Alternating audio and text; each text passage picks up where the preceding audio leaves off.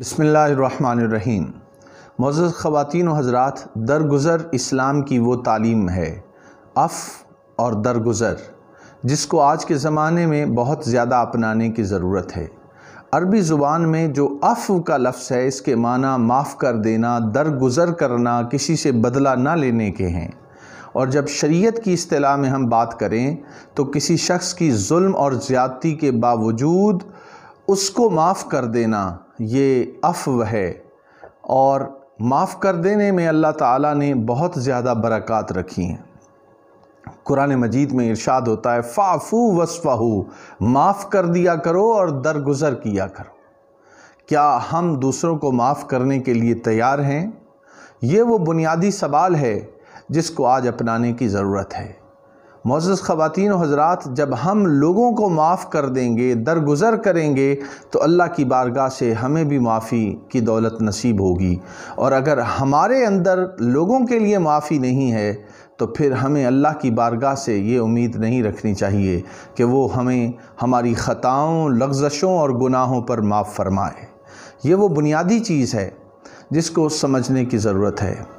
अफ़्व का जो अदना सा दर्जा है वो ये है कि इंसान किसी शख्स को उसके जुल्म और ज़्यादती पर तबीयत के आमादा ना होने के बावजूद भी माफ़ कर दे। ये अफ़्व का अदना सा दर्जा है। और आला दर्जा ये है कि दिल के अंदर भी उसके लिए मैल ना हो और इंसान किसी की जुल्म और ज़्यादती पर ताकत और कुदरत के होने के बावजूद कि वो बदला ले सकता है, फिर भी किसी शख्स को माफ़ कर दे। ये अफ़्व व दरगुज़र का आला मफ़हूम है। और सिर्फ़ माफ़ी ना करे, दिल में मैल बाकी ना रखे, बल्कि एहसान भी करे। क्या हमारी ज़िंदगियों में ये बात हमें नज़र आती है? क्या दरगुज़र और मुआफ़ी लोगों के लिए, अपने घर वालों के लिए, अपने इर्द गिर्द रहने वालों के लिए हमारे किरदार का हिस्सा है या नहीं है? या दूर तक इसका हमारी शख्सियत के साथ कोई वास्ता हमें नज़र नहीं आता? मैं चंद अहादीस का यहाँ पे ज़िक्र करना मुनासिब समझता हूँ। हज़रत अनस रज़ी अल्लाह तआला अन्हु बयान फरमाते हैं कि नबी पाक अलैहिस्सलातु वस्सलाम ने फरमाया कि जब मैंने जन्नत में ऊंचे ऊंचे महल्लात देखे तो जिब्राईल अमीन से पूछा कि ए जिब्राईल, ये ऊंचे ऊंचे महल्लात किन के हैं? वो अर्ज़ करने लगे, ये उन लोगों के लिए हैं जो गुस्से को पी जाते हैं, लोगों से दरगुज़र करते हैं और उन्हें माफ़ कर देते हैं। तो जो लोग गुस्से पर काबू पा लें, लोगों को माफ़ कर दें और दरगुज़र करें, अल्लाह ताला उन्हें जन्नत में आली मुकामात अता करता है। हज़रत अबू हुरैरा रज़ी अल्लाह ताला अन्हु नबी पाक अलैहिस्सलातु वस्सलाम से रिवायत करते हैं कि हुज़ूर अलैहिस्सलातु वस्सलाम सहाबाए कराम अलैहिमुर रिदवान के दरमियान जलवा अफरोज़ थे। और एक शख्स आया और उसने आकर हज़रत सैयदना सिद्दीक़ अकबर रज़ी अल्लाह ताला अन्हु को बुरा भला कहना शुरू कर दिया। हज़रत सिद्दीक़ अकबर ने सब्र तहम्मुल का मुज़ाहरा किया और जवाब नहीं दिया। जब वो शख्स बुरा भला कह रहा था तो नबी पाक अलैहिस्सलातु वस्सलाम मुस्कुरा रहे थे कि जिब्राईल अमीन ने रिएक्शन के तौर पे जवाब में कोई बात नहीं की। जब वो शख्स चला गया तो हज़रत अबू बकर सिद्दीक़ ने उस बात का रद्द किया कि ये जो कुछ कह रहा था, यानी अपनी खफगी का इजहार किया और उसके उन अल्फाज का रद्द किया। तो नबी पाक अलैहिस्सलातु वस्सलाम के चेहरे पर नाराज़गी के आसार नुमायाँ हुए और आप वहाँ से चले गए। सिद्दीक़ अकबर रज़ी अल्लाह ताला अन्हु हुज़ूर अलैहिस्सलातु वस्सलाम की खिदमत में हाज़िर होते हैं और अर्ज़ करते हैं, या रसूल अल्लाह सल्लल्लाहु अलैहि वसल्लम, जब वो शख्स मेरे साथ बदसलूकी कर रहा था तो आप मुस्कुरा रहे थे, और जब मैंने अपनी सफाई पेश करते हुए सहाबाए कराम के सामने बात की तो आप वहाँ से उठ के आ गए, वजह क्या है? तो नबी पाक अलैहिस्सलातु वस्सलाम ने फरमाया, सिद्दीक़ अकबर, बात यह है कि जब तुम खामोश थे तो तुम्हारी तरफ से फ़रिश्ता जवाब दे रहा था, और जब तूने उसकी तरदीद करना शुरू कर दी जो उसने आपके हवाले से बातें की हैं, तो फिर शैतान वहाँ पर आ गया और फ़रिश्ता वहाँ से चला गया। इसलिए जहाँ पर शैतान होता है वहाँ पर मोहम्मद मुस्तफ़ा सल्लल्लाहु अलैहि वसल्लम नहीं ठहरते। तो ये वो बात है कि हम गालम गलोच का और गुस्से का इजहार करते हैं اور لوگوں کی تردید میں ہر وقت لگے رہتے ہیں، خاموشی کو نہیں اپناتے، عفو و درگزر کو نہیں اپناتے۔ یہ وہ چیز ہے جو ہمیں نبی پاک علیہ السلام کی زندگی سے سیکھنی چاہیے، جس حوالے سے فرمایا جب یہ مکالمہ ہو رہا تھا حضرت محمد مصطفیٰ صلی اللہ علیہ وآلہ وسلم کا اور سیدنا صدیق اکبر رضی اللہ تعالیٰ عنہ کا، تو حضور علیہ السلام نے فرمایا اے ابو بکر 3 چیزیں برحق ہیں۔ عرض کیا یا رسول اللہ صلی اللہ علیہ وآلہ وسلم وہ کون سی چیزیں ہیں جو برحق ہیں؟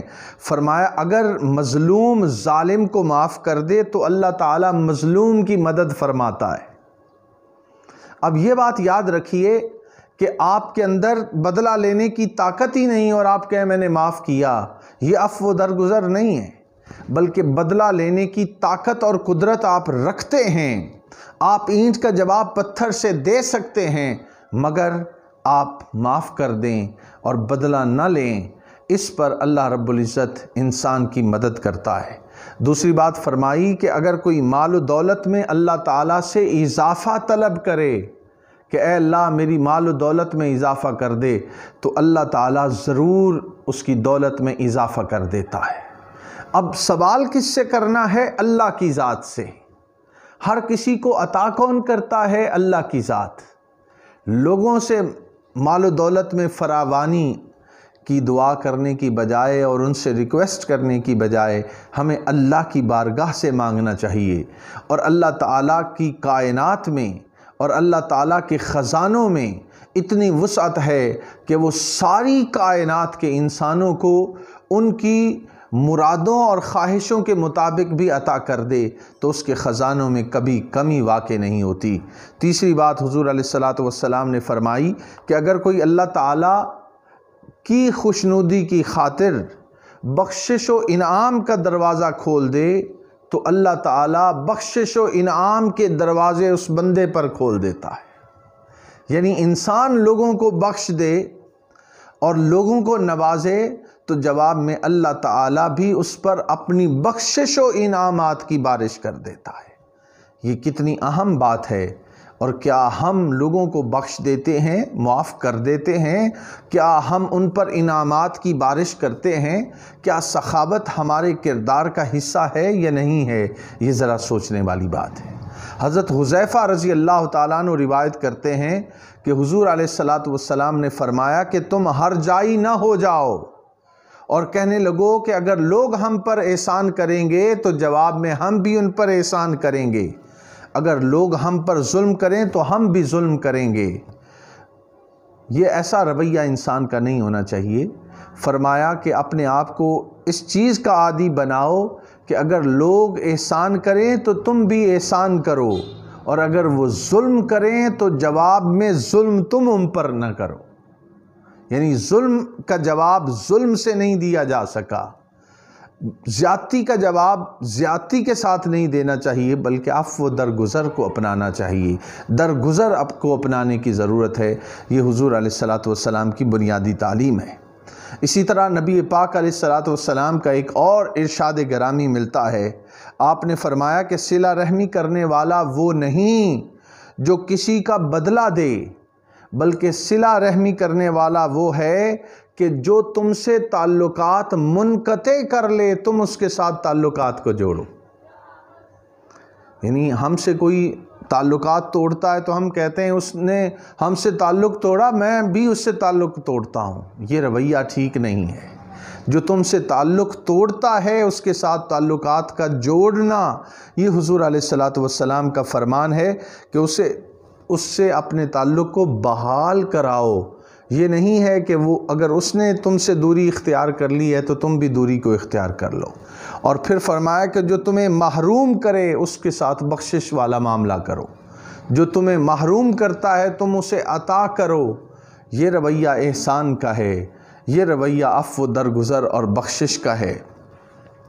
دوسری بات یہ ہے کہ آج بہت سی ٹینشنز، ڈپریشنز، معاشرے کے اندر تناؤ ہمیں نظر آتا ہے، مالی پریشانیاں بھی ہیں، معاشرتی خرابیاں بھی ہیں، صحت کے مسائل بھی ہیں، روزگار کی عدم فراہمی بھی ہے، چہرے پریشان ہیں، حضور علیہ الصلوۃ والسلام کی سیرت سے اور آپ کی سنت سے ہمیں یہ بات معلوم ہوتی ہے کہ بے شک مصائب و آلام کا ہمیں سامنا ہو مگر ہم لوگوں کے ساتھ مسکراتے ہوئے خوش باش چہرے کے ساتھ نظر آئیں۔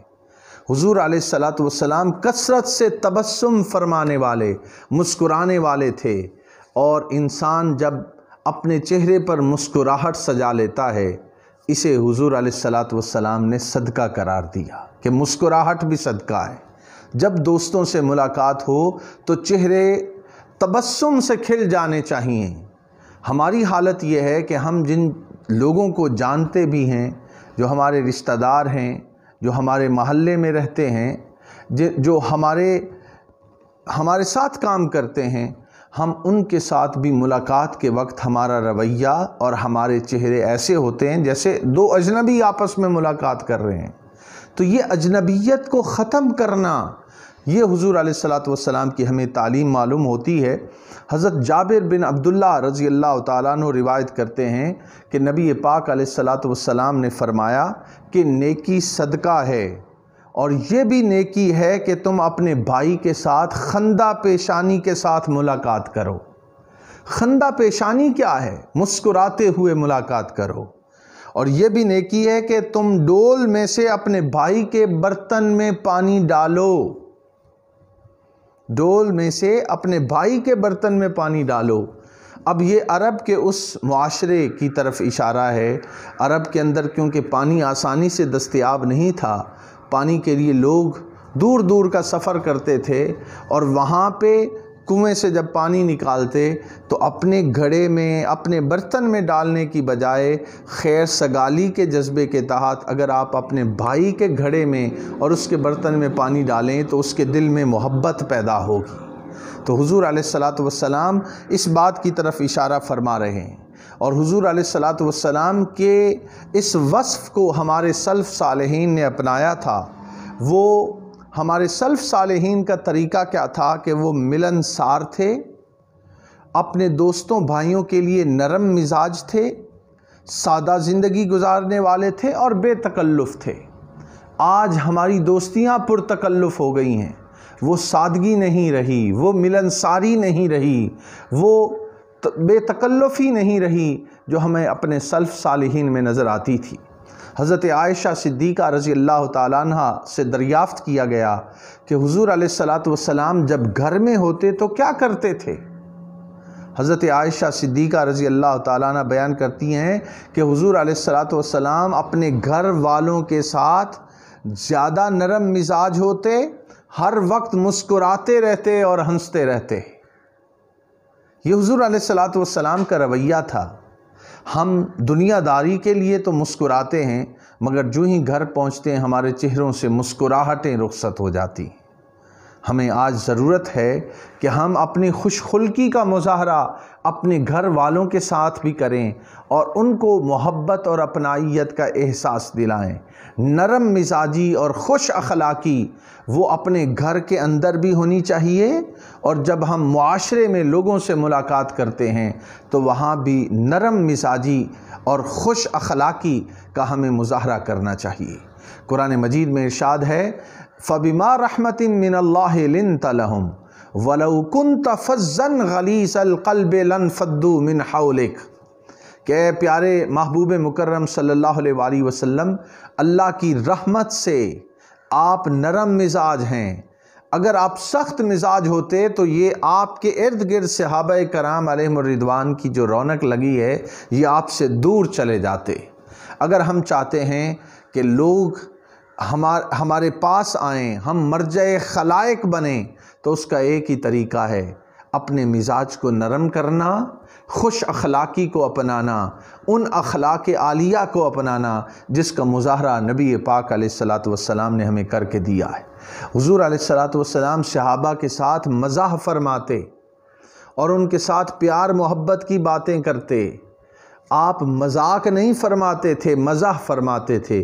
مذاق اور مزاح میں فرق یہ ہے کہ جب آپ کسی کا مذاق اڑائیں تو اس کے دل پر گراں گزرتا ہے، اس کو تکلیف پہنچتی ہے، اس کو ٹھیس پہنچتی ہے۔ اور اگر آپ کوئی ہنسی خوشی کی بات کر کے اپنے بھائی کے چہرے پہ مسکراہٹ لے آئیں تو یہ اسے مزاح کہتے ہیں۔ حضور علیہ السلام کے پاس ایک شخص آیا، اس نے کہا یا رسول اللہ صلی اللہ علیہ وسلم مجھے اونٹ کی سواری عطا کیجیے۔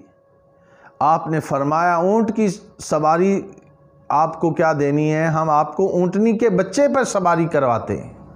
وہ عرض کرنے لگا یا رسول اللہ صلی اللہ علیہ وآلہ وسلم میں اونٹ پر سواری کی بات کر رہا ہوں اور آپ اونٹنی کے بچے کی بات کر رہے ہیں۔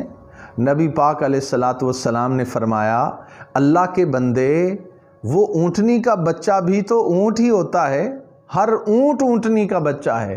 تو اس طرح کے کئی مزاح کے فرامین ہمیں حضور علیہ السلام کی زندگی سے نظر آتا ہے۔ ان تمام باتوں کا خلاصہ کلام یہ ہے کہ ہم خوش اخلاقی، نرم مزاجی، سادگی، ملنساری اور عفو و درگزر کو اپنائیں اور انسانیت کو محبتیں عطا کریں۔ اسی میں ہماری کامیابی اور کامرانی ہے۔